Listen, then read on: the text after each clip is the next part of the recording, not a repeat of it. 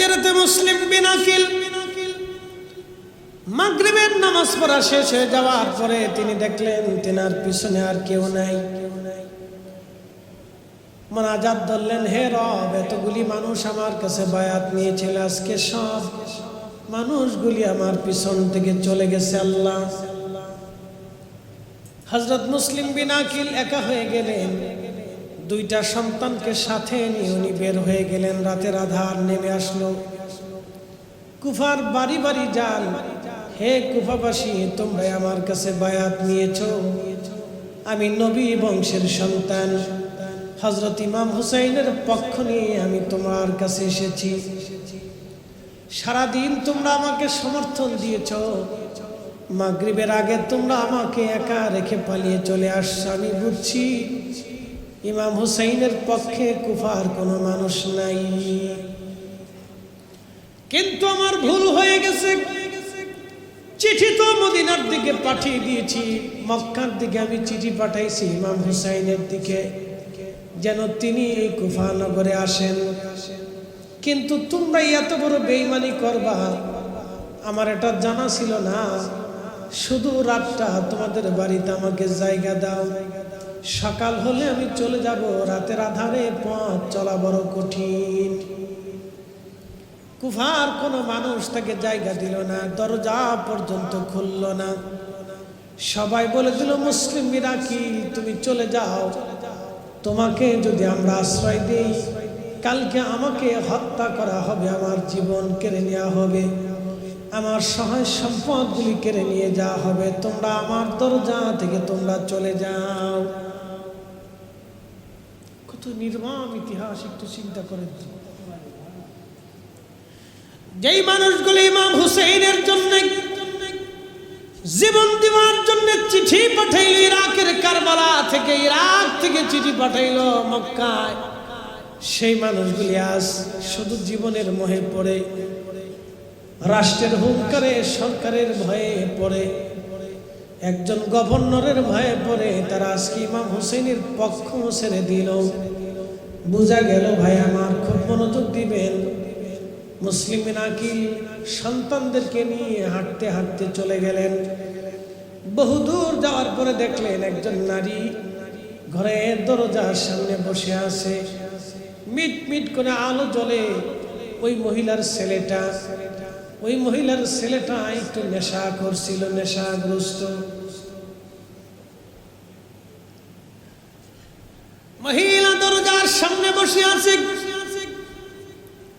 ছেলের অপেক্ষা, ছেলে আসবে কখন।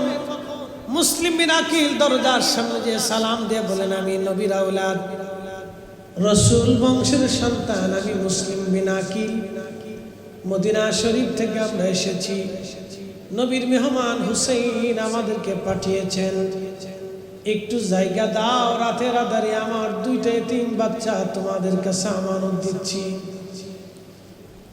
বন্ধু খুব মনোযোগ দিবেন। মহিলার মনে মায়া লেগে গেল। ওই মহিলা মুসলিম বিন আকিল রাদিয়াল্লাহু আনহুকে বাড়িতে জায়গা দিলেন, অন্দর মহলে লুকিয়ে রাখলেন। লুকিয়ে রাখার পরে হযরত মুসলিম বিন আকিল সংবাদ পাঠাইলেন কাজী সুরাইয়ের কাছে। কাজী সুরাইকে ডাক দিয়ে বলেন, কাজী, আমাকে তো ওরা হত্যা করবে, আমি জানি আমাকে শহীদ করা হবে, কিন্তু আমি জানি ধরা পড়ে যাব। আমার এই দুইটা ছোট্ট বাচ্চা এতিম, মা মারা গেছে বাচ্চাদের, হয়তো আর কিছু সময়ের পরে আমাকেও তারা ধরে নিয়ে যাবে, শহীদ করে দিবে। আমার এই দুইটা বাচ্চাকে যে কোনো মূল্যে মদিনা শরীফে তার আত্মীয় স্বজনের কাছে পাঠিয়ে দেওয়ার ব্যবস্থা করবেন। দুইটা বাচ্চা আপনার কাছে আমানত দিয়ে দিলাম। কাজী সুরাই গোপনে বাচ্চাদেরকে নিয়ে গেলেন। বাচ্চাদেরকে নিয়ে যাওয়ার পরে ওই মহিলা সন্তানের জন্য বসেছিল। ওই নেশাগ্রস্ত সন্তানটা মুসলিম বিন আকিলের তথ্যটা গভর্নর হাউসে পৌঁছায় দিলেন। সৈন্যরা এসে মুসলিম বিন আকিল রাদিয়াল্লাহু আনহুকে ধরে নিয়ে গেলেন। ধরে নিয়ে যাওয়ার পরে গভর্নর হাউসে তাকে নির্মমভাবে পিটানো হলো। তার মুখের ঠোঁটের গোশতগুলি তার ঠোঁটগুলি তার কেটে ফেলে দেওয়া হলো তরোয়ারের আঘাত দিয়ে। রক্ত পড়তেছিল বেয়ে বেয়ে। ক্ষুধার্ত তৃষ্ণার্ত মুসলিম বিন আকিল শাহাদাতের পূর্ব সময় বললেন, যদি সম্ভব হয় তোমরা আমাকে একটু পানি দাও, পানির তৃষ্ণায় আমার কলিজা নিভে যাচ্ছে। কিন্তু মনে মায়া লাগে নাই। বেঈমানরা সেই দিন তাকে কষ্ট দেওয়ার জন্য পানি আগায় দিল। এই পানি রক্ত মাখা ছিল, ময়লা আবর্জনা যুক্ত পানিগুলি তার সামনে দেওয়া হলো। তিনি যখন পানিগুলি মুখের কাছে নিলেন, মুখের রক্তগুলি পানির ভিতরে পড়ে গেল, ভিজে গেল। হযরত মুসলিম বিন আকিল পানিগুলি ফেলে দিয়ে বলেন, হে পানি, এখন তার পান করার সময় না, কারণ কিছু সময় পরে তো আমি জান্নাতে হাউজে কাউসারের পানি পান করে আমি ধন্য হব, কলিজা আমি ঠান্ডা করব। একবার জোরে আওয়াজ তুলে বলা যাবে কি আল্লাহু আকবার।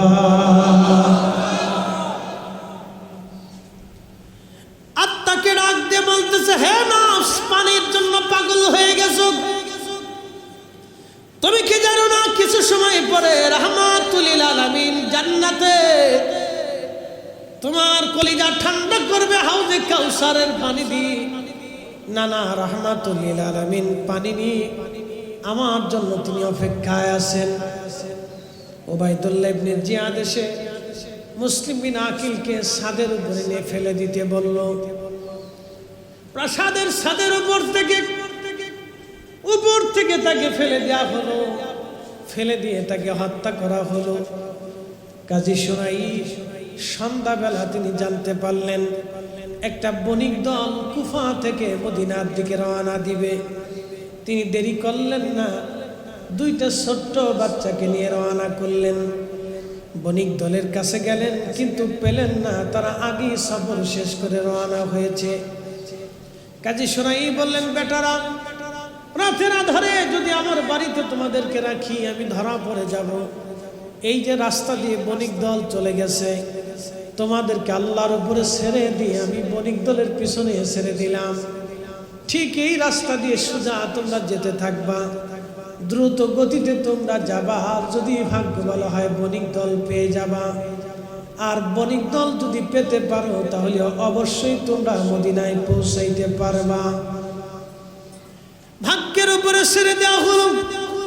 বাচ্চা দুটি মদিনার কুফার অন্ধকার রজনীতে পথ হারিয়ে ফেললো।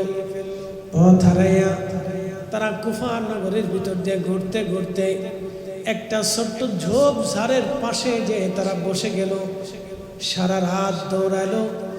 সকাল সকাল শুভে সাদিক নেমে আসছে, আকাশ পরিষ্কার হয়ে যাচ্ছে। দুই ভাই দুইজনে পরামর্শ করলো, আমরা এই ঝোপের মধ্যে বসে থাকি, সকাল হবে, সারাদিন এই ঝোপের মধ্যে আমরা থাকবো, সন্ধ্যা হলে আমরা বের হয়ে যাব। কারণ উবাইদুল্লাহ ইবনে জিয়াদ ইতিমধ্যে ঘোষণা দিয়ে দিছে, মুসলিম বিন আকিলের দুইটা সন্তানকে যদি ধরে দিতে পারো 1000 স্বর্ণ মুদ্রা পুরস্কার দেওয়া হবে।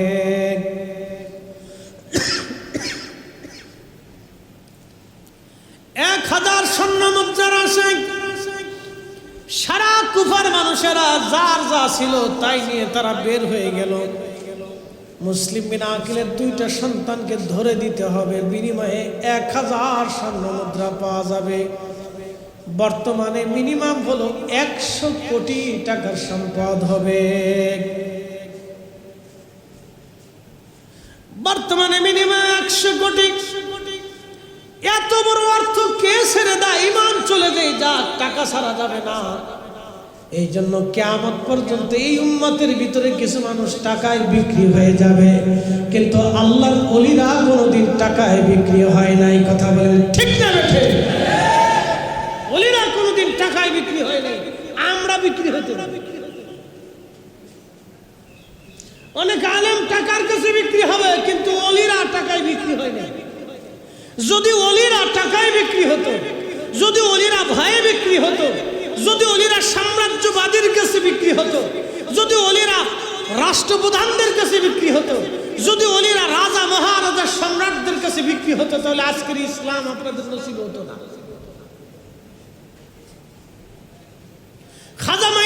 চিশ বিক্রি হন নাই, মুজাদ্দিদ আল ফাসানি বিক্রি হন নাই, কুতুবউদ্দিন কাকি বিক্রি হন নাই, নিজামউদ্দিন আউলিয়া বিক্রি হন নাই, 360 আউলিয়া বিক্রি হন নাই, 12 আউলিয়া বিক্রি হন নাই।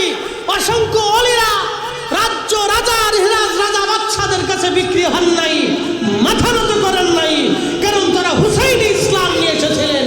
কথা বলেন ঠিক না বেঠিক? তাদের জীবনে কোনো বিক্রি হওয়ার নমুনা নেই।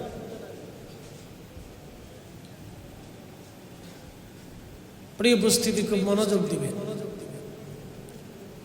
মুসলিম বিন আকিল রাদিয়াল্লাহু আনহুর দুটি সন্তান ঝোপের পাশে বসে আছে। এক মহিলা রাতের আধার শেষ সুবে সাদিকের সময় ফজরের আজানের পরে পানি নিতে কুয়ার পাশে আসছে। কুয়া থেকে ঝোপ দেখা যায়, দেখতেছে ঝোপের ভিতরে দুইটা বাচ্চা বসে বসে কাঁদতেছে। মহিলা মানুষ, অন্তরে মায়া লাগছে। ওই মহিলা পানি নিয়ে ঝোপের পাশে যে ডাক দিল, কে গো তোমরা বাবারা? এই ঝোপের পাশে সুবে সাদিকের সময় তোমরা বসে আছো, পরিচয় কি? বলবানি তোমাদের পরিচয়। ছেলে দুটি কেঁদে কেঁদে বলল, আমাদের পরিচয়, আমরা আওলাদে রাসূল হযরত মুসলিম বিন আকিলের সন্তান। আমরা আমার বাবাকে উবাইদুল্লাহ ইবনে জিয়াদ নির্মমভাবে শহীদ করে দিয়েছে, আর আমাদেরকে ধরার জন্য 1000 স্বর্ণ মুদ্রা পুরস্কার দিয়েছে। মদিনায় যেতে চেয়েছিলাম, কিন্তু রাস্তা হারাইয়া ঝোপের মধ্যে আমরা পড়ে গেছি। আপনি কি আমাদেরকে একটু আশ্রয় দিবেননি? মহিলার মনে মায়া লাগলো, হারে আমার নবীর আওলাদের আজ বিপদগ্রস্ত। কঠিন হাসরের ময়দানে নবী যদি জিজ্ঞেস করে, কি জবাব আমি সেই দিন দিব? আজকে যদি আমি তাদেরকে ছেড়ে দিই, জীবনের মোহে পালিয়ে চলে যাই, কিয়ামতের ময়দানে আমি রাসূলের সামনে কি জবাব দিব? মহিলার মনে মায়া লেগে গেল। ইশকে রাসূল কলিজার ভিতরে উতলি উঠে রহমতের দরিয়ায় ধাক্কা লেগে গেল। মহিলাটা দুইটা বাচ্চাকে কোলের মধ্যে নিয়ে চুমা খাইলেন। বেটারা, আমাকে মা মনে করতে পারো, চিন্তা মুক্ত থাকতে পারো। এই মা জীবনে যত সময় বেঁচে থাকবে তোমাদের কোনো ক্ষতি হতে দিব না। তোমরা আওলাদে রাসূল। একবার জোরে বলা যাবে কি, ইয়া রাসূলুল্লাহ? তোমার ওই নাম শুনিলাম, এই চোখে দেখলাম না। তোমার ওই নাম শুনিলাম, এই চোখে দেখলাম না। এই সুর যদি শুনে থাকো, একবার খাবে আসো না। এই সুর যদি শুনে থাকো, একবার দেখা দাও না। হে রাসূল, তোমায় ভালোবাসি, অন্তরে শুধু, মুখে নয়। জান্নাতের আশায় নয় হে রাসূল, জাহান্নাম কেউ ডরি না। জান্নাতের আশায় নয় হে রাসূল, জাহান্নাম কেউ ডরি না।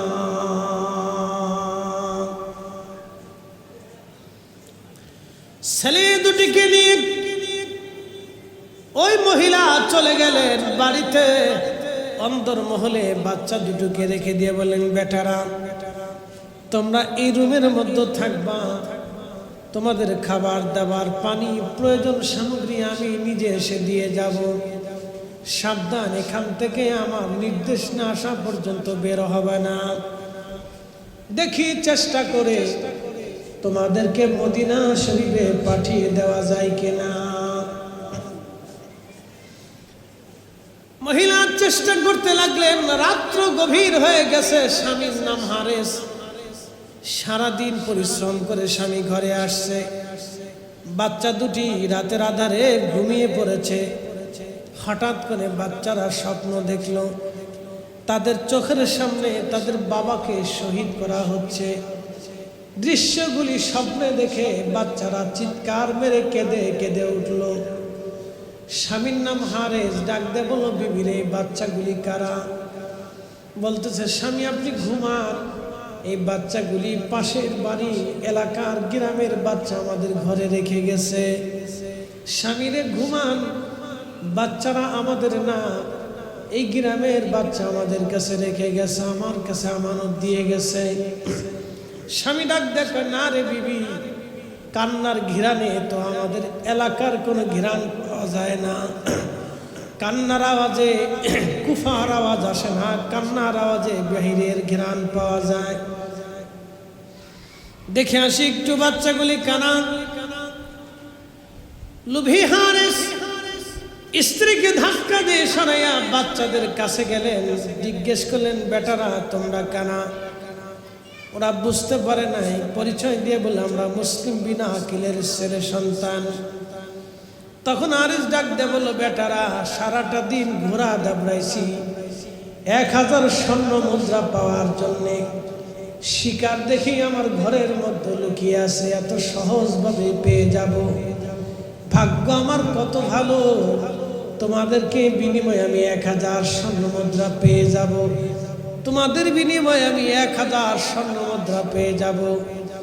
1000 স্বর্ণ মুদ্রার লোভে বাচ্চাদেরকে ঘর থেকে বের করে নিয়ে আসছে। মহিলা ওই স্বামীর সামনে দাঁড়ায় ডাক দেয়, স্বামী এই বাচ্চা দুটি আওলাদের রাসূল, বিনয় করি স্বামী আমার বাচ্চা দুটিরে ছেড়ে দেন। স্বামী রে, এই বাচ্চা দুটির বিনিময়ে আপনি 1000 স্বর্ণ মুদ্রা পাবেন, কিন্তু বিনিময়ে আপনি আখিরাত বিক্রি করে দিবেন কিয়ামতের ময়দানে। আমার রাসূল যদি জিজ্ঞেস করে, হারেস আমার বংশের আওলাদের সাথে কেমন আচরণ করেছো, কি জবাব দিবা স্বামী? হাসরের ময়দানে আমার রাসূলের সামনে কোন চেহারা নিয়ে দাঁড়াইবা? বেঈমানের মনে তো ইশকে রাসূল কিছুই ছিল না। টাকার লোভে পড়ে পুরুষ হারেস শেষ সময় ডাক ডাকে, বিবিরে সামনে থেকে সরে যা, সরে যা, দাঁড়াবি না, 1000 স্বর্ণ মুদ্রা আমার পাওয়া লাগবে।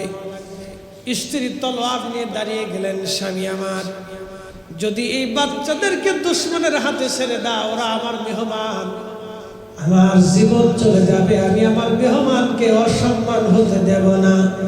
আমি দুশমনের হাতে আমার মেহমান আমি ছেড়ে দেব না। একবার জোরে বলা যাবে কি, ইয়া রাসূলুল্লাহ? আমি আমার মেহমান ছেড়ে দেব না। তলোয়ার নিয়ে দাঁড়িয়ে গেলেন।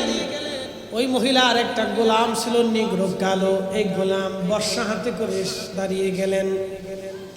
গোলাম ডাক দেখে, মালিক আইনগতভাবে আপনি আমার মালিক, কিন্তু এই যে আমার হাতে বর্ষা দেখতেছেন, এখন আর আপনাকে মালিক বলে কোনো খাতির করব না। আপনি মালিক, আমি গোলাম। গোলামের পরিচয় দেব না, মনিবের পরিচয় দেব না, কারণ যেই দুইটা সন্তানকে আপনি ধরে নিয়ে যাচ্ছেন এরা আমার রাসূলের বংশধর, নবীর আওলাদ। আমি আপনার গোলাম হতে পারি, কিন্তু বর্ষা নিয়ে দাঁড়াইলাম। যদি এদেরকে দুশমনের হাতে দিতে হয়, আমাকে আগে শহীদ করতে হবে, তারপরে এদেরকে দুশমনের হাতে দিতে পারবেন। আমি বাঁচা থাকতে এদেরকে দুশমনের হাতে দিতে দেব না। একবার জোরে বলা যাবে কি, আল্লাহু আকবার?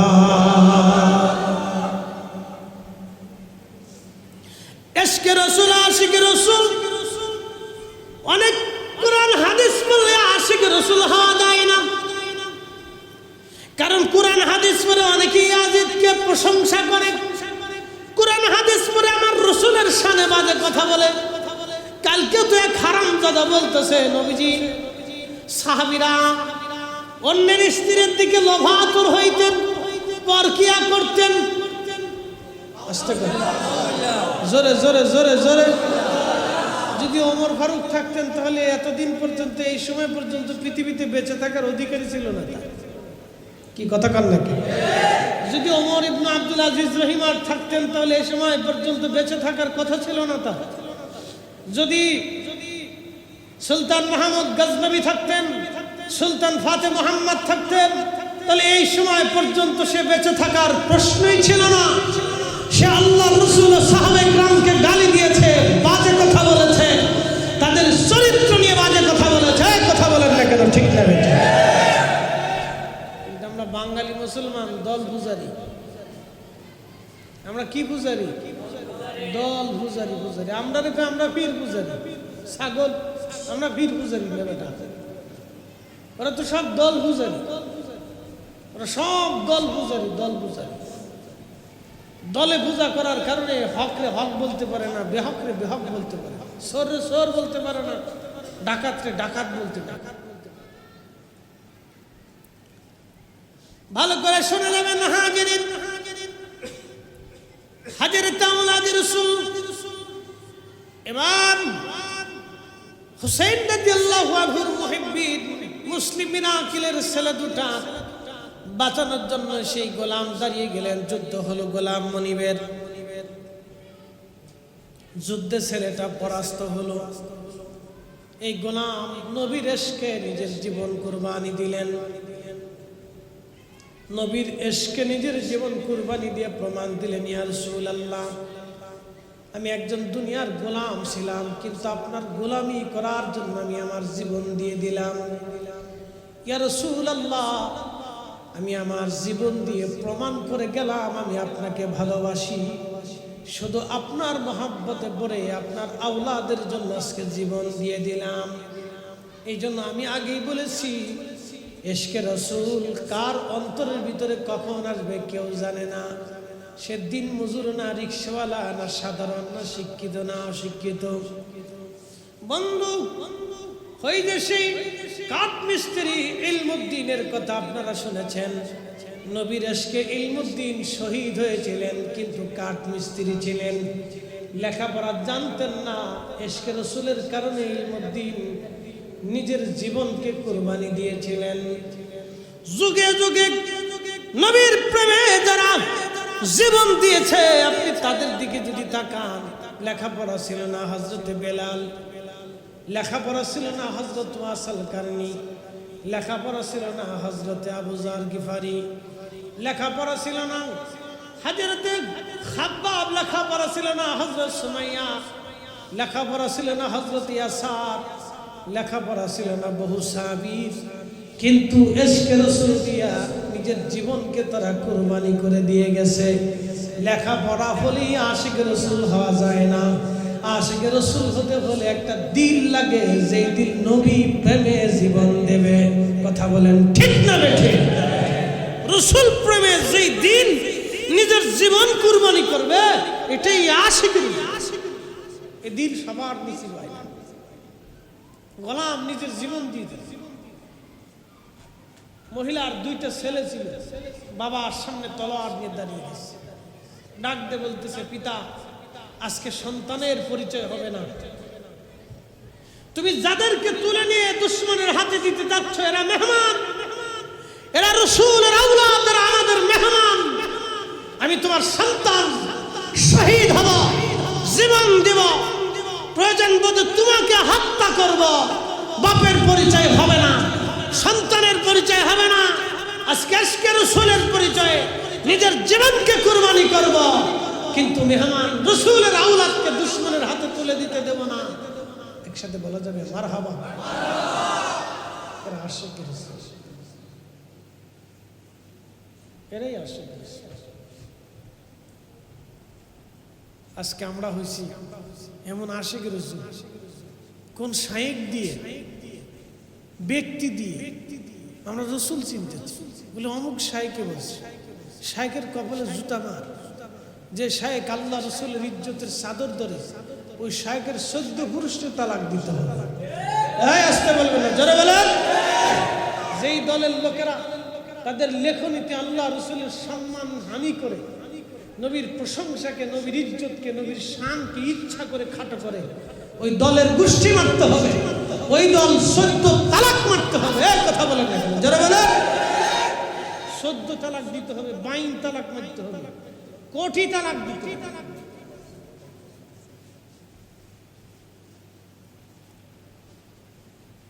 প্রিয় চট্টগ্রামবাসী, হযরতে মুসলিম বিন আকিলের ছেলেদেরকে বাঁচাইতে যাইয়া, নবীর পরিবারকে বাঁচাইতে যাইয়া সেই দিন দুই ভাই একসাথে বাবার সাথে লড়াই শুরু করলেন। ছেলে আর বাবার মধ্যে আজকে লড়াই হচ্ছে, কোনো পরিচয় নাই। আল্লাহ বলেন ওয়ালিল্লাহিল ইজ্জাতু ওয়ালিরুসুলিহি ওয়ালিল মুমিনিনা ওয়ালাকিন্নাল মুনাফিকিনা লা ইয়ালামুন।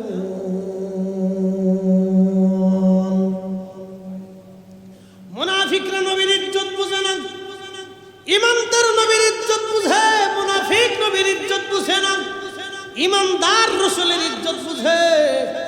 সেই দিন দুইটা ছেলে ইমানের বলে বলিয়ান হয়ে নিজের বাবার সাথে লড়াই শুরু করে দিয়েছে। আজকে বাপ চিনে না, বাপ চেনা যাবে না, বাপ চেনা যাবে না।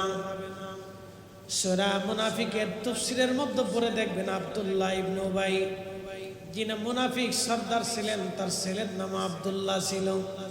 নিজের ছেলেটা বাবার গলার মধ্যে তলোয়ার চেপে ধরে বলেছিলেন, বাবা আমি তোমার সন্তান, কলিজার টুকরা ছেলে বলতেছি, রাসূলের মহব্বতে নবীর পক্ষে বলে কথা বলতেছি, আজকে বাপ চিনব না, বাবার দেহ থেকে মাথা আলাদা করে ফেলবো। আবু উবাইদা ইবনে জাররাহ বদরের প্রান্তরে নিজের বাবার শরীরের ভিতরে তলোয়ার চেপে ধরেছিলেন, নিজের বাবাকে নিজে হত্যা করে ঈমানের পরিচয় দিয়েছিলেন, বলেছিলেন বাবা আজকে নবীর পক্ষে দাঁড়াইছি, আজকে বাবা চিনব না, সন্তান বাবার পরিচয় হবে না। আবু উবাইদা ইবনে জাররাহ নিজের বাপ হত্যা করেছিলেন নবীর পক্ষে দাঁড়াইয়া। হযরত আব্দুল্লাহ নিজের বাবার গলার মধ্যে তলোয়ার ধরেছিলেন নবীর পক্ষে দাঁড়াইয়া। আজকে রাসূলের পক্ষে দাঁড়াইয়া এই দুইটা ছেলে বাপের বিরুদ্ধে তলোয়ার ধরে দাঁড়িয়েছে।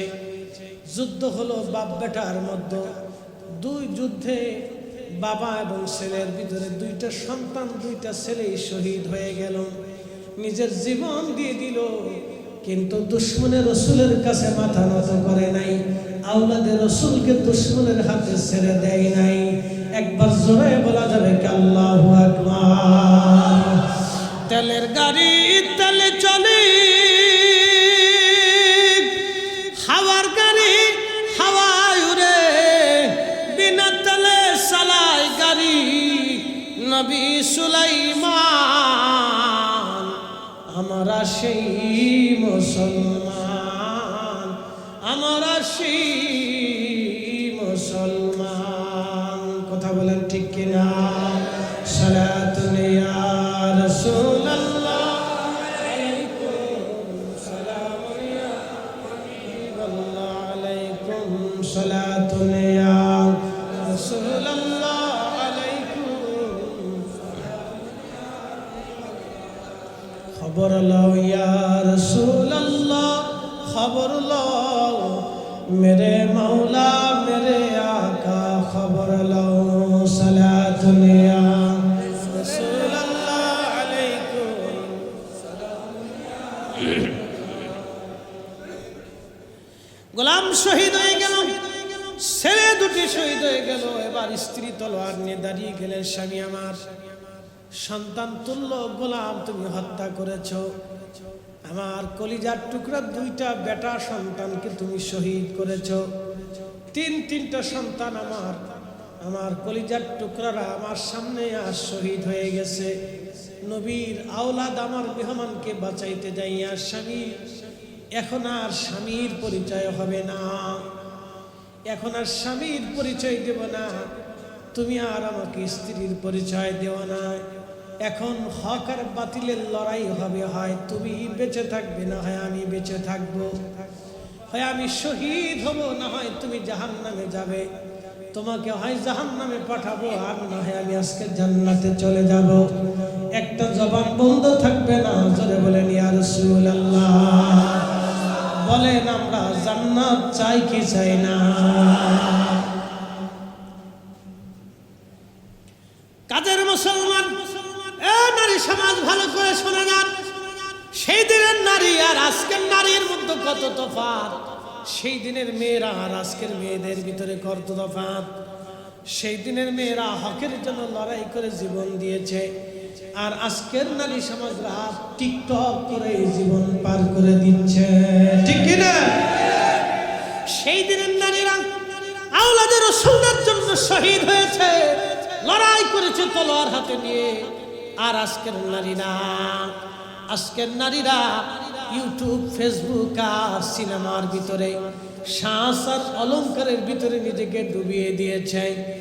এই জন্য আল্লাহ রাসূল আফসোস করে বলেছিলেন, আমার উম্মতেরা এমন একটা দিন আসবে, সাহাবীরা রে, আমার উম্মতেরা কাফেরদের সামনে মাথা নত করবে। সাহাবীরা আশ্চর্য হয়ে বলেন, ইয়া রাসূলুল্লাহ বলেন কি, আমাদের থেকে তারা কি সংখ্যায় কম থাকবে নি? নবীজি জবাব দিলেন, না, তোমাদের থেকে বহু গুণে সংখ্যায় তারা বেশি থাকবে। ১৬ লক্ষ সাহাবী সেই দিন। আজকে তাম পৃথিবী মুসলমান ২০০ কোটি। সেই দিন ১৬ লক্ষ সাহাবীকে ভয় করেছিল রোম সাম্রাজ্য, ১৬ লক্ষ সাহাবীকে ভয় করত পার্সিয়ান সাম্রাজ্য।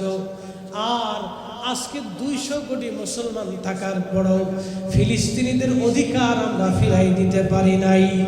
আজকে এই বাংলাদেশে ১৮ কোটি মুসলমান থাকা সত্ত্বেও রোহিঙ্গাদের অধিকার আমরা ফিরাই দিতে পারি নাই। কি কথা কন না কেন, ঠিক কিনা? সেদিন মাত্র ১৬ লক্ষ সাহাবীর ভয়ে রোম এম্পায়ার, আজকের ন্যাটো জোট, রোম এম্পায়ার, পার্সিয়ান সাম্রাজ্য, আজকের ধরেন ইরান, রাশিয়া, চীন, উত্তর কোরিয়ার জোট ধরে নেন। সেই দিনের সেই সাম্রাজ্যগুলি ১৬ লক্ষ সাহাবীর ভয়ে থরথর থরথর করে কাঁপত। যুদ্ধের ময়দান থেকে তারা পালিয়ে যেত, যুদ্ধ করার সাহস পেত না। আর আল্লাহ রাসূল ডাক দিয়ে বলে, সাহাবীরা, আমি আমার সেই দিনটাকে ভয় পাচ্ছি। আমার উম্মতের সংখ্যায় বহু গুণে থাকবে, কিন্তু কাফেরদের সামনে মাথা নত করে পড়ে থাকবে। সাহাবে কেরাম আশ্চর্য হয়ে বলেন, ইয়া রাসূলুল্লাহ, তারা কি সংখ্যায় কম থাকবে? নবীজি বললেন, না, তোমাদের থেকে বহু গুণে সংখ্যায় বেশি থাকবে। কিন্তু সাহাবে কেরাম প্রশ্ন করলেন, ইয়া নবী আল্লাহ, তাহলে তারা কেন মাথা নত করে থাকবে? নবী বললেন, তোমরা জীবনটাকে ভয় পাও না, মৃত্যুটাকে কবুল করে নাও। তোমরা জিন্দেগিকে লাথি মেরেছ, দুনিয়ার সুখ আর সুখ ঐশ্বর্যকে লাথি মেরেছ, শাহাদাতকে বরণ করেছ, মৃত্যুকে পছন্দ করেছ। কিন্তু আমার উম্মতেরা দুনিয়াকে ভালোবাসবে, মৃত্যুকে অপছন্দ করবে, শাহাদাতকে ভয় পাবে। এই জন্য তারা কাফেরদের সামনে মাথা নত করে থাকবে। তোমরা যেমন মাথা উঁচু করে আছো, তারা মাথা নিচু করে থাকবে। হে নারী সমাজ, হে পুরুষ সমাজ, হে যুব সমাজ, আজকের সেই দিন শাহাদাতে কারবাল আসছে। আমাদের দিল আর মনকে জিহাদে জজবায় উজ্জীবিত করবে। শাহাদাত প্রত্যেক বছরই মুহররম ঘুরে ঘুরে আসে উম্মতকে সজাগ করার জন্য। ইমাম হুসেন বারবার আপনাদেরকে জানান দিয়ে যায়, জাগো মুসলিম, তোমরা জাগো। আমি এই উম্মতের জন্য সন্তান শহীদ করেছি, আমি পরিবার বিচ্ছিন্ন হয়েছি, ভাই শহীদ হয়েছে, বাবা শহীদ হয়েছে, আমি নিজে শহীদ হতে যাচ্ছি, আমিও শহীদ হয়েছি, আমার সন্তানদেরকে কুরবানি করেছি তোমাদের জন্য। আমার পুরা পরিবার শহীদ হয়েছে, আমার নানা উহুদে দন্ত মুবারক শহীদ করেছে, আমার দাদা আমির হামজা শহীদ হয়েছে, আমার আপনজনরা শহীদ হয়েছে, আমার আত্মীয় স্বজনরা শহীদ হয়েছে। হে আমার নানার উম্মতেরা, আবার মুহররম ঘুরে আসতেছে, তোমরাও হকের জন্য প্রস্তুতি নাও। আমাদের দিল ও মুহাব্বত দিয়া তোমরাও তোমাদের দিলকে শাহাদাতের জন্য উজ্জীবিত করো। হুসাইন ইসলামের জন্য তোমাদের দিলকে উজ্জীবিত করো। সেই জন্যই মুহররম বারবার আসে। কথা বলেন ঠিক না বেঠিক? আমরা বুঝেও না বুঝার ভান ধরে বসে থাকি যে মুহররম আসলে কি হয়। বেটা মুহররম আসেই তো তোমার দিলকে জানান দেওয়ার জন্য।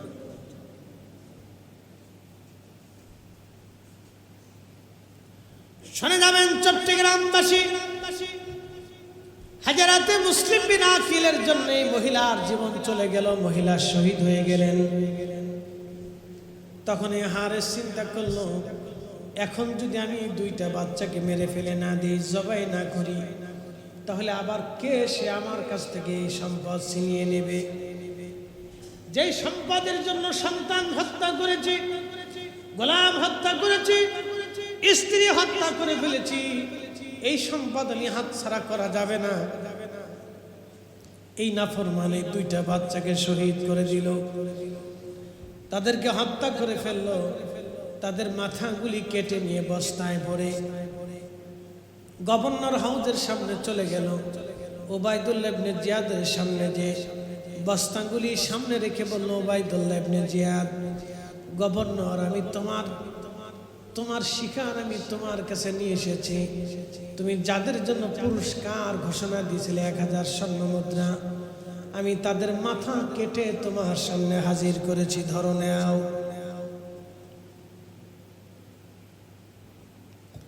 ওবায়দুল্লাহ ইবনে জিয়াদ বস্তা থেকে মাথা বের করে দেখলেন, হায় হায়, দুইটা শিশু বাচ্চার মাথা, কর্তৃত দেহ নিয়ে আসছে মাথা।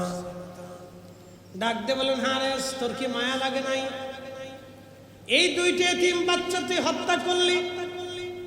এ বেটা নাফরমান, আমি তো হত্যা করে মাথা কেটে আনতে বলি নাই, আমি জীবন্ত ধরে দিতে বলেছিলাম। তুই জীবন্ত আনতে পারিস নাই, 1000 স্বর্ণ মুদ্রা তোকে পুরস্কার দেওয়া যাবে না। আর টাকার জন্য তুই যদি এই ছোট্ট বাচ্চাদেরকে মারতে পারিস, তাহলে টাকার কাছে বিক্রি হয়ে তুই আমাকেও মেরে দিতে পারিস। তোকে বিশ্বাস করা যাবে না হারিস। সৈন্যদেরকে বলেন, একে ধরো। অনেক বড় পিশাচী, টাকার জন্য দুনিয়ার মোহে পড়ে এই লোকটা ছোট্ট এতিম বাচ্চাদেরকে যদি হত্যা করতে পারে, আমাকেও মারতে পারবে। জল্লাদদেরকে হুকুম করলেন, এর দেহ থেকে মাথা আলাদা করে ফেলে দাও। ওই দিন হারেসকে হত্যা করে উবাইদুল্লাহ প্রমাণ দিয়ে দিল, দুশমনে রসুলের ইহকালো বরবাদ, পরকালো বরবাদ। কথা বলেন ঠিক কিনা? দুশমনে রসুলের ইহকালো নাই, পরকালো নাই, কবরও নাই, হাসরও নাই, দুনিয়াও নাই। দুনিয়াও নাই, পরকালও নাই, হাসরও নাই। ইমাম হুসাইনের শাহাদাতের পিছনে সবার আগে মুসলিম বিন আকিল শহীদ হয়ে গেলেন। এরপরে ওই গোলাম শহীদ হয়ে গেলেন, দুইটা ছেলে বাচ্চা শহীদ হলো, মহিলা শহীদ হলো। মুসলিম বিন আকিল রাদিয়াল্লাহু আনহুর ছোট দুইটা বাচ্চা শহীদ হয়ে গেল। কিন্তু চিঠি তো চলে গেছে ইরাক থেকে, কারবালা থেকে চিঠি চলে গেল, মক্কাতুল মুকাররমায় চিঠি চলে গেল। চিঠি চলে যাওয়ার পরে চিঠিখানা পেয়ে ইমাম হুসেইন পরিবার পরিজন আত্মীয় স্বজনদেরকে নিয়ে রওনা হলেন। কিন্তু তিনি তো জানেন না ইরাকের কারবালা, ইরাকের কুফা পরিবর্তন হয়ে গেছে। একটা দুরূদ শরীফ পড়ি, সালাতুন ইয়া রাসূলুল্লাহ, একটু আগে আগে বসে, সালাতুন ইয়া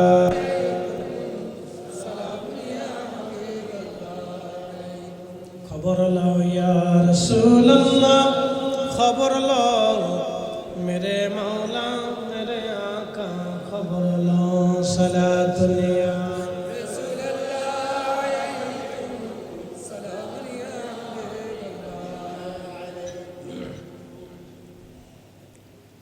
হযরত ইমাম হুসেন কারবালার দিকে রওনা।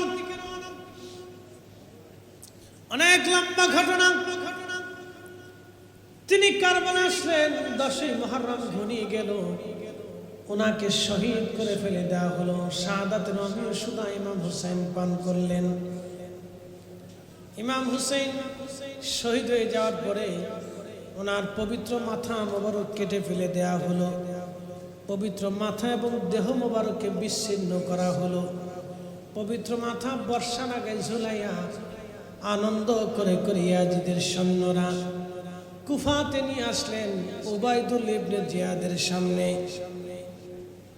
উবাইদুল্লাহ ইবনে জিয়াদ ইমাম হুসাইন রাদিয়াল্লাহু আনহুর পবিত্র মাথা মোবারক একটা বাসনের উপরে করে রেখে একটা লাঠি দিয়ে তার চক্ষু এবং নাকে এবং জবানে লাঠির আঘাত করতেছিলেন আর বলতেছিলেন, হুসাইন দেখলি তো ইয়াজিদের সাথে নাফরমানি করার পরিণতি কি হয়।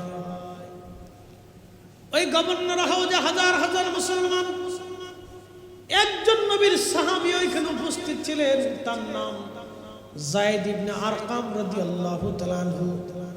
উনি যখন যুবক ছিলেন তখন মদিনাতুল মুনাওয়ারায় আমার নবীজির খেদমত করেছিলেন, 12 বছর ছিলেন একটানা মদিনায়।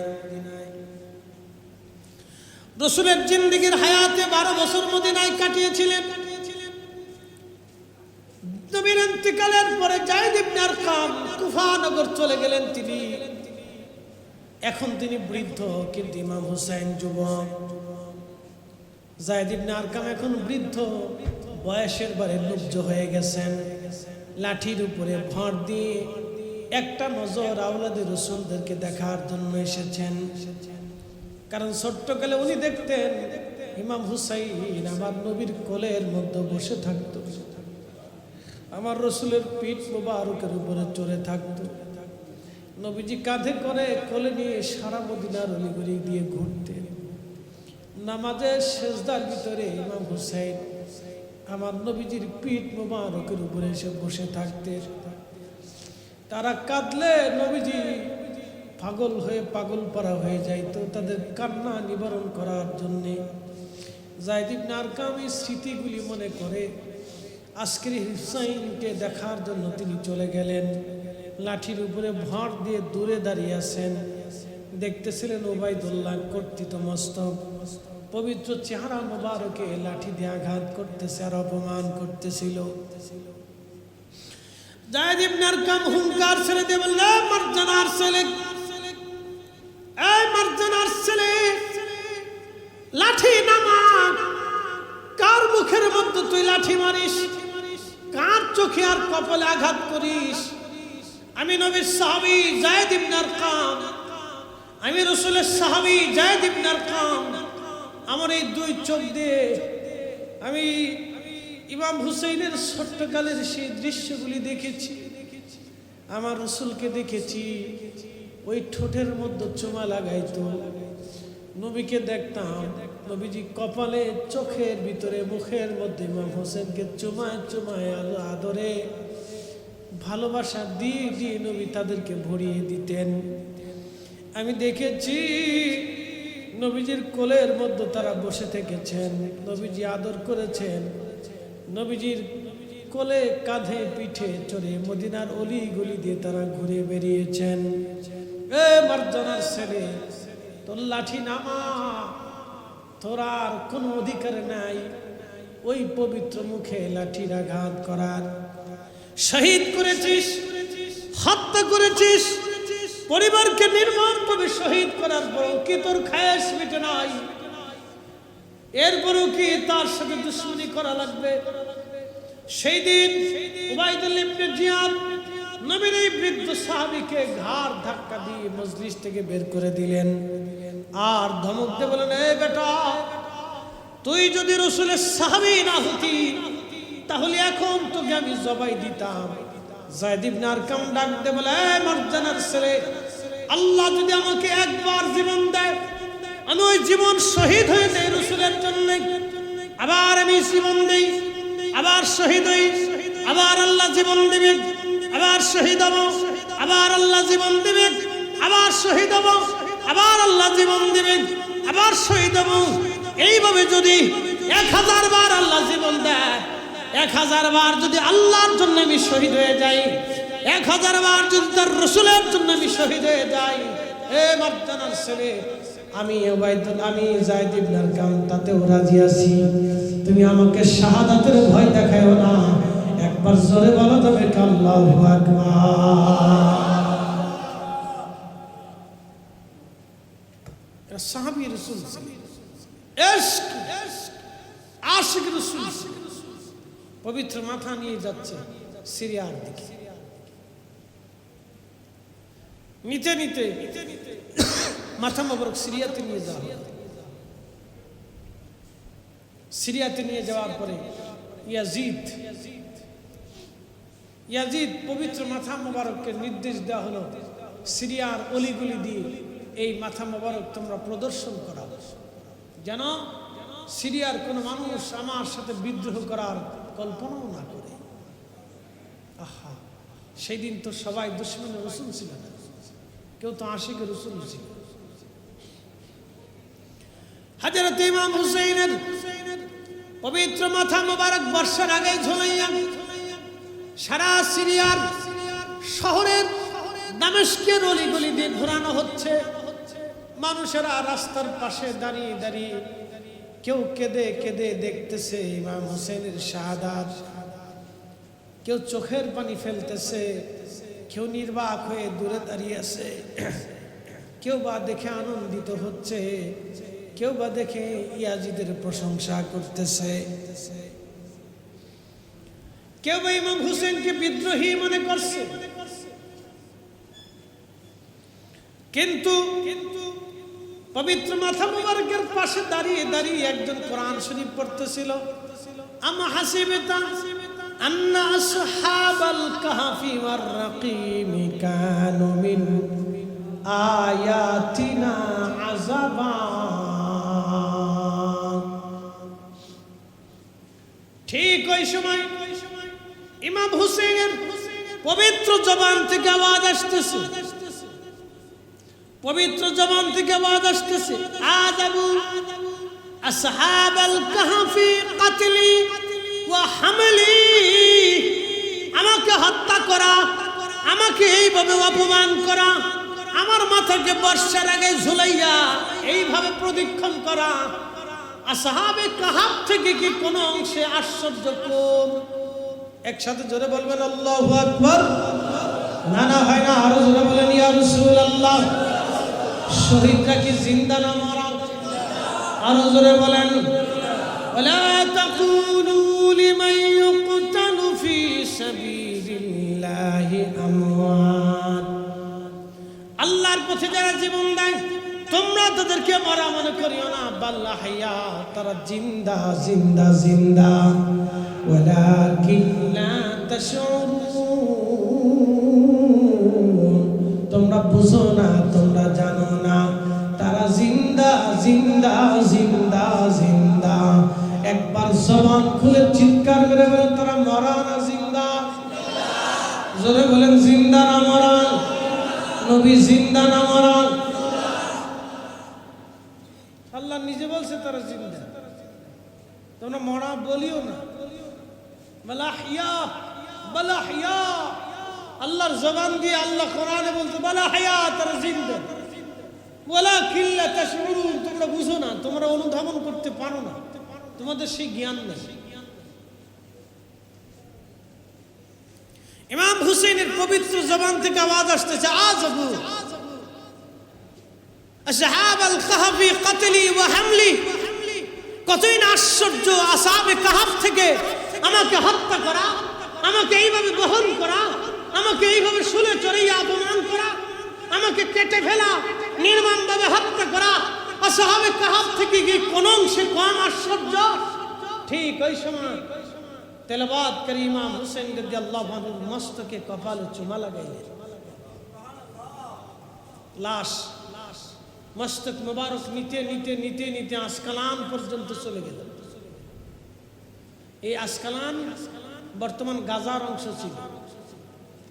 এই আসকালান নিয়ে যাওয়ার পরে তখন ক্রুসেড চলতেছিল, জায়গাটা খ্রিস্টানদের দখলে চলে গেল, এখন যেমন ইহুদিদের দখলে চলে গেছে। বুঝতে পারছেন? কোন জনপদ কোন সময় কার দখলে যাবে এটা বলা বড় মুশকিল।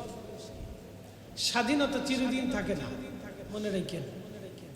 চিরদিন কোন সম্প্রদায়ের স্বাধীনতা থাকে না, এটা হরণ হয়ে যায়। তো ওই সময় ক্রুসেডারদের আক্রমণে বাইতুল আকসা সহ মুসলমানদের 23টা দেশ দখল চলে গেল, 23টা মুসলিম দেশ দখলে চলে গেল, বাইতুল আকসা নিয়ে চলে গেল। মিশরের যিনি সুলতান ছিলেন নুরুদ্দিন জাহাঙ্গীর রহমতুল্লাহ এবং তিনার সেনা প্রধান সুলতান গাজী সালাউদ্দিন আইয়ুবী রহমতুল্লাহ। শুনলে খুশি হবেন, সুলতান গাজী আইয়ুবী রহমতুল্লাহ আশিকে রাসূল ছিলেন। তিনার ভগ্নিপতি মুজাফফরউদ্দিন কুকুবুরি রহমতুল্লাহ এরবলের বাদশা ছিলেন।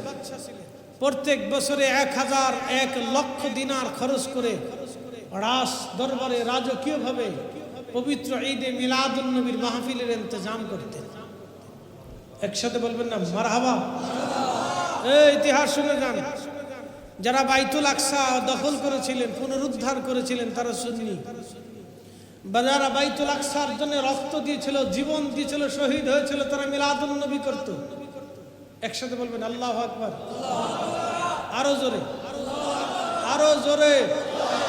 হ্যাঁ, এটা আমি লিখিনি, ইমাম ইবনে কাসির আল বাদাতে লিখছেন, ইমাম সুয়ুতি আল হাবিতে লিখছেন, ইমাম হযরত আসকালানি লিখেছেন, হযরত ইমাম নুরউদ্দিন হাইসিমি লিখেছেন, মোল্লা আলী কারি মাক্কি আল মাউরিদের মধ্যে লিখেছেন।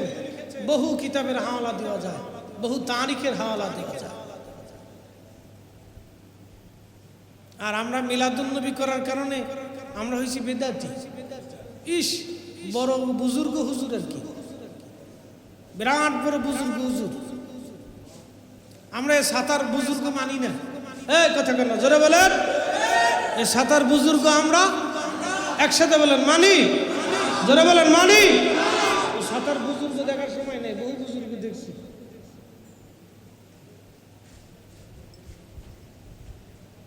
খুব মনোযোগ দিবেন।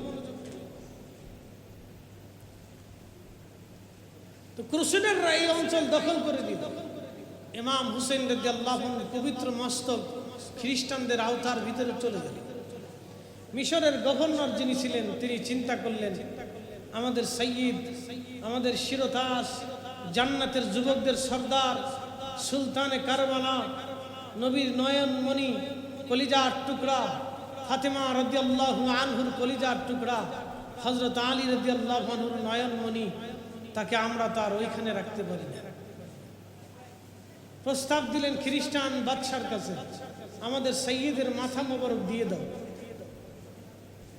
তো খ্রিস্টানরা চিন্তা করলো, আমরা মাথা দিয়ে কি করব? তোমরা তোমাদের সাইয়্যিদের মাথা নিয়ে যাও, কিন্তু শর্ত আছে, 30,000 স্বর্ণ মুদ্রা দিতে হবে। তখনকার দিনের 30,000 স্বর্ণ মুদ্রা এখনকার দিনের কত হাজার লক্ষ বিলিয়ন ডলার হবে, হিসাব নিয়ে নেন। 30,000 স্বর্ণ মুদ্রা দিতে হবে, সাধারণ মুদ্রা না, স্বর্ণ মুদ্রা। শোনেন, মিশরের গভর্নর ইশকে রাসূলের তামান্নাতে পড়ে, নবীর আখিরাতের সুপারিশের আশা নিয়ে তিনি সেই দিন 30,000 স্বর্ণ মুদ্রা খরচ করেছিলেন। একসাথে বলবেন না মারহাবা। আর সোহাদা কারবালা মাহফিলে আসতে অনেকের কষ্ট হয়, টাকা দেওয়া তো দূরের কথা। এই আসতে কন্টিনিউ জোরে বলেন, টাকা তো পরের কথা, আসতেই তো কষ্ট হয়। সেই দিন মিশরের গভর্নর 30,000 স্বর্ণ মুদ্রা, 30,000 স্বর্ণ মুদ্রা দিয়ে তিনি লোক লস্কর সৈন্য সামন্ত নিয়ে রওনা দিলেন। গেলেন, কিন্তু মাজার শরীফ থেকে দূরে খালি পায়ে 470 হিজরির ঘটনা বলতেছি, 530 হিজরি, 530 হিজরির কথা বলতেছি, ভালো করে শুনে যান। শহীদ হয়েছে 61 হিজরি, কিন্তু ঘটনা ঘটতেছে 530 হিজরি। তার মানে প্রায় 470 বছর পরে, প্রায় 470 বছর পরের ঘটনা বলতেছি। চট্টগ্রামবাসী ভালো করে শোনেন, 470 বছর পরে ইমাম হুসেইনের পবিত্র মাথা মোবারক উঠানোর জন্য আলেম ওলামা, সৈন্য সামন্ত, আমি রাজা আর মহারাজারা রওনা দিলেন। তিনটা জুতা খুলে ফেললেন, খালি পায়ে গেলেন। পবিত্র মাথা মোবারকের উপর থেকে কবর মাকবারা থেকে মাটি সরাইলেন। মাটি সরিয়ে সরিয়ে সরিয়ে সরিয়ে যখন 470 বছর পরে ইমাম হুসাইনের পবিত্র মাথা মোবারক থেকে মাটি সরাইলেন, সরানোর পরে দেখা গেল 470 বছর আগে যেইভাবে দাফন করা হয়েছিল ওনার পবিত্র চেহারা 470 বছর পরে ওই রকমই আছে, একটু নষ্ট হয় নাই, একটা জবান বন্ধ হবে না। জোরে বলেন আল্লাহু আকবার। তাহলে ইমাম হুসাইন আছে না নাই? জিন্দা আছে না নাই? বালা হায়াত জিন্দা, বালা হায়াত জিন্দা। 470 বছর পরে ওনার পবিত্র মাথা উঠানো হলো, মাথা মুবারক। আমির উলামায়ে ইকরাম কবলে চুমা লাগাইলেন, বেহেশতের খুশবু আসতে লাগলো, কান্নার রোল পড়ে গেল, গর্দান থেকে তখন রক্ত বের হতে লাগলো, গর্দান থেকে তখন রক্ত পড়তে লাগলো, তাজা তাজা রক্ত আসতেছিল, চুল দাড়িগুলি তখনও তাজা, চোখ তখনও তাজা, মুখের রক্ত সঞ্চালন হচ্ছিল, চেহারা তখনও নূরানি। পবিত্র মাথা মোবারক নিয়ে আসা হলো বর্তমান মিশর আল আজহার বিশ্ববিদ্যালয়ের পাশে। পবিত্র মাথা ওইখান থেকে নিয়ে এসে মিশর আল আজহার বিশ্ববিদ্যালয়ের পাশে ইমাম হুসাইন রাদিয়াল্লাহু আনহু পবিত্র মাথা মোবারক দাফন করা হলো। কি বুঝলেন আপনারা? ঘটনা 470 বছর আগে, কিন্তু কারামত 470 বছর পরে। বাল আহইয়া ওয়ালাকিন লা তাশউরুন।